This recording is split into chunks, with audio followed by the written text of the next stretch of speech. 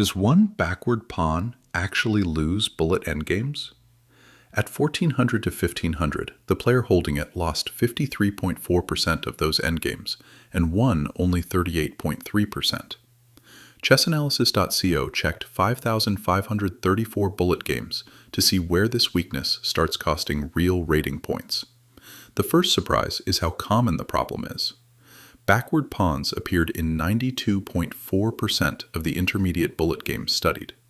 They also showed up early, usually around move 6 or 7, often from normal exchanges or rushed pawn pushes.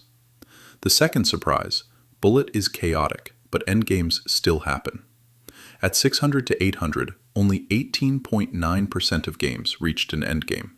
By 1400 to 1500, nearly 30% did. As players improve, fewer games end from instant blunders, so pawn structure gets more time to matter.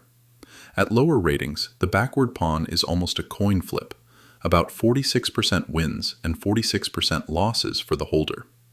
But from 1200 to 1400, losses rise to 49.3%. Then at 1400 to 1500, losses hit 53.4%.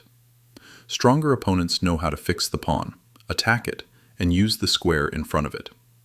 The takeaway depends on your level. Under 1,000, do not panic about structure before fixing blunders and clock handling.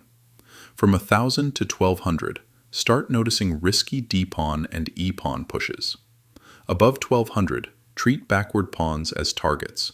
Prevent them from advancing, attack them with rooks, and use the outpost square for knights.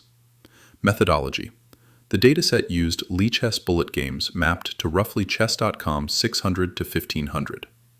Backward pawns were detected with Python chess as unsupported pawns whose advanced square was controlled by enemy pawns. Endgames were defined as positions with 13 points or less of combined non-pawn material. That is the research label. The practical question is simple. Are you leaving targets your opponents can actually exploit?